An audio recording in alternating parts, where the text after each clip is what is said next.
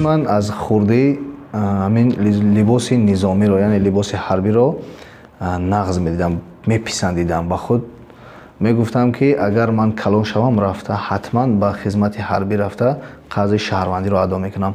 و این در وقتی بود که در مکتب میانه تحصیل میکردم و با قیدگیری مرکز ملی تستی بود برای راهخط یافتن به یگان دانشگاه.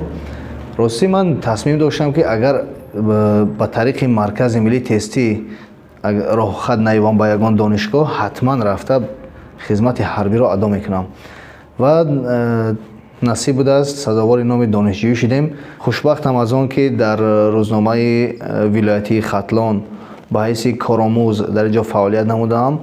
با همراهی همسبقان خود تخمینا 8-9 نفر و اینجا آمده مقاله های خود را چاپ میکردم. یعنی در اینجا اولین مقاله، نخستین مقاله من با نام هنر زیببخش زندگی در این روزنامه ولایتی ختلان چاپ شده است که من بسیار خرسند شدم. راستی وطن برای ما مقدس. در وطن ما در اینجا مثلا چه خیلی که گذشتگان مثال برادران ما، همسایه های ما، پدران ما، بابایان ما رفته خدمت حربی را ادا میکنند و ما را با قولی که در آنجا ما را محافظت میکنند ما هم تصمیم میگیریم و آنها برای ما کردند ما برای دیگران میکنیم.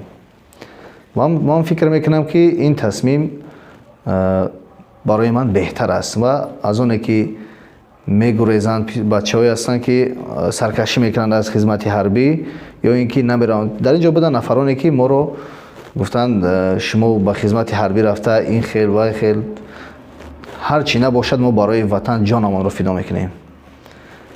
ما در جایی که زندگی میکنیم ما باید آن رو همچون گوهرک چشم نگاه داریم.